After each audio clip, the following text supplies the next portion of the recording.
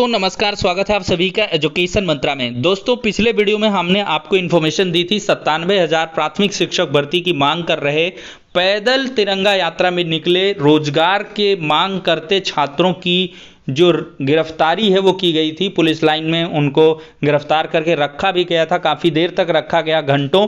और जो कड़े निर्देश हैं वो पुलिस विभाग के अधिकारियों के द्वारा दिए गए हैं और छात्रों को एट लास्ट छोड़ दिया गया है, सभी छात्रों को रिहा कर दिया गया है। और यहाँ पर कुछ कागजी कार्रवाई भी की गई है और भविष्य में अगर 17 तारीख के पहले पहले कोई इस प्रकार का फिर से कदम उठाया जाता है तो जो मतलब धाराओं के अंतर्गत कार्रवाई है वो की जाएगी। इस प्रकार की बहुत सारी हिदायत दी गई हैं पुलिस विभाग के आला अधिकारियों के माध्यम से। और इस कार्रवाई से या भाई कार्रवाई तो हुई ही, छात्रों को गिरफ्तार कर लिया गया, काफ़ी देर तक रखा गया, लिखा पढ़ी कागजी कार्रवाइयाँ कुछ हुई हैं, निजी मुचलके पर छोड़ा गया है। तो छात्र काफ़ी निराश हैं इससे और हताश भी हैं। दिखाते हैं कुछ इमेजेस।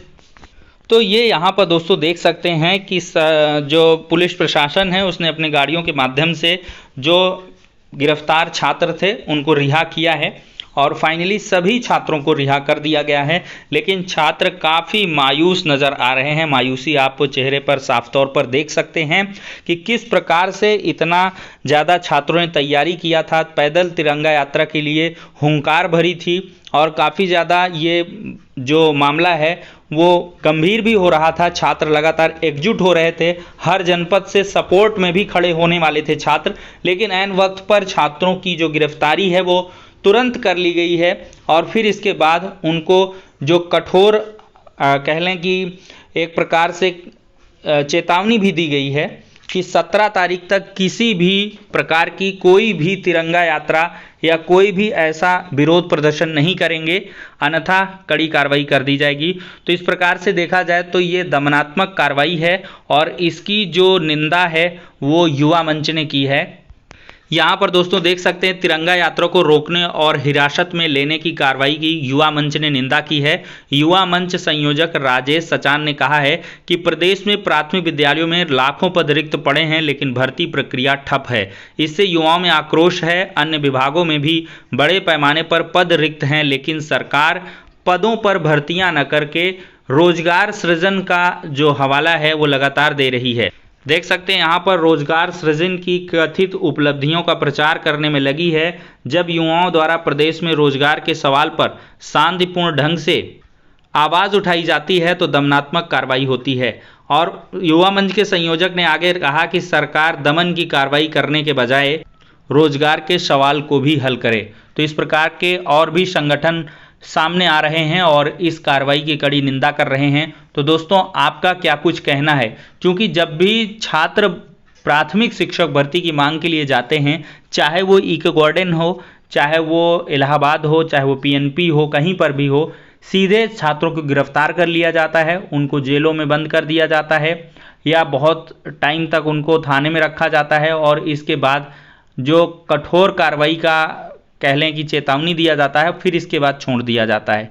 तो इससे छात्र भी चौतरफा डरे हुए हैं, सहमे हैं और कहीं ना कहीं मायूसी है कि भाई क्या करें छात्र, लाखों लाख पद रिक्त हैं और इसके बावजूद भी प्राथमिक शिक्षक भर्ती पर बोलने के लिए कोई आगे नहीं आ रहा है।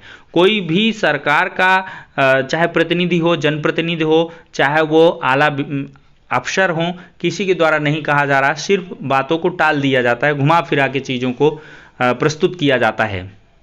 तो यहाँ से दोस्तों एक बात तो साफ क्लियर हो जाती है कि नई प्राथमिक शिक्षक भर्ती जैसी कोई भी चीज़ कहीं से भी नहीं नज़र आ रही है। तो सीधे से दोस्तों आपको या तो लगातार भाई संघर्ष करेंगे तो इस प्रकार की कार्रवाइयाँ हो जा रही हैं।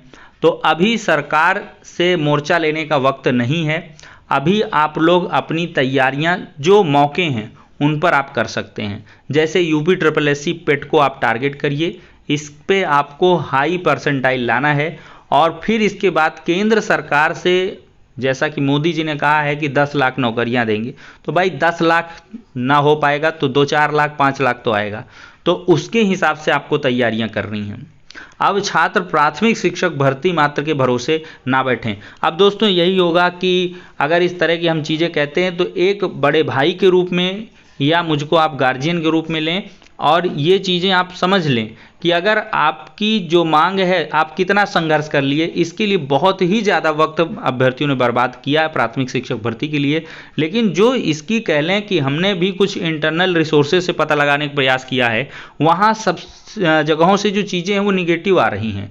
कहीं से भी नई प्राथमिक शिक्षक भर्ती की कोई बात नहीं है, और मैंने आपको आधिकारिक रूप से भी चीज़ों को परोसा है कि जब तक ये अपना ज़िले के भीतर ट्रांसफ़र, ज़िले का बाहर ट्रांसफ़र, एडजस्टमेंट, फिर इसके बाद सारा ये चीज़ में पूरा दिसंबर तक जाने वाला है।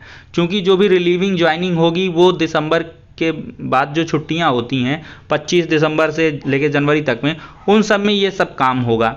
फिर जाकर के तब इसके बाद नए साल 2023 में ही छात्र शिक्षक अनुपात इनका मेंटेन हो नहीं पाएगा, वो तो 100% क्लियर ही है। तब ये भर्तियों के बारे में बात कर सकते हैं। उसके पहले एक यूपी टेट का आयोजन भी होगा, और जो डीएलएड की फौज है, जैसे डीएलएड का पिछला बैच है, बीएड का जैसे अभी सेमेस्टर का रिजल्ट आया, तो इन सबको मिला के एक भर्ती देंगे, जिससे कि क्या हो कि सारे बेरोजगार युवा बार बार इसकी मांग ना करें कि भाई भर्ती आ रही, भर्ती दीजिए, भर्ती नहीं आ रही। तो एक बार में ही सबको लेकर के एक भर्ती ये जरूर देंगे तो बिल्कुल देंगे, देना पड़ेगा, ठीक है दोस्तों। लेकिन इसके लिए जो समय है 8 से 10 महीने का या 6 महीने 7 महीने, उसमें आपको पेट की प्रिपरेशन कर लेनी है, और इसके बाद लेखपाल का विज्ञापन आएगा या लोअर का पीसीएस का भी आएगा, और इसके बाद एसएससी का जैसे विज्ञापन जारी ही हो रहा है, ठीक है। तो उसके लिए भी आप लगातार एसएससी से रिक्रूटमेंट आ रहे हैं, उन पर भी आप कर सकते हैं। आरआरबी एनटीपीसी वगैरह के अगर कुछ पदों पर आपका रह गया, फॉर्म पड़ा है, तो उसमें कर सकते हैं। 27,000 पुलिस भर्ती विज्ञापन की सूचना मिल रही है कि ये आपका अगले महीने यानी कि सितंबर महीने में जो विज्ञापन है वो जारी होने वाला है। इसकी मंजूरी वगैरह मिल गई है, बस इसके बाद टेंडर वेंडर सब हो ही गया क्लियर, उसकी बहुत दिनों तक प्रक्रिया चली थी, और अब इसका विज्ञापन बहुत जल्द आने वाला है। 27,000 पुलिस भर्ती का जो नोटिफिकेशन है वो आएगा, और ग्रुप डी का एक नोटिस जारी हुआ है। यहाँ पर दोस्तों देख सकते हैं, government of India, ministry of railways, railway recruitment board की तरफ से notice on exam schedule of CBT phase 2। तो फेज़ 2 है, ये शेड्यूल्ड है 26 अगस्त से 8 सितंबर के बीच, और फेज़ 2 भी held in cities all over India, a group comprising of 5 RRCs namely, ये सब दिया गया है। और link for viewing the exam city and date and downloading on portable authority for SC/ST candidate will be made live latest by 12 hours. तो यहाँ पर 18 तारीख से आप लोग ऑफिशियल वेबसाइट पर अपना एडमिट कार्ड वगैरह, ये लेटर है वो डाउनलोड कर पाओगे। तो सेकेंड फेज़ वालों का भी अपना ग्रुप डी का एग्ज़ाम का जो मतलब नोटिफिकेशन है वो यहाँ पर जारी हो गया है। अब दोस्तों शेड्यूल्ड के तहत SSC JEE का नोटिफिकेशन आज की डेट में 12 तारीख को जारी होने वाला है, और अब तक रात तक में जो नोटिफिकेशन है वो आ जाएगा।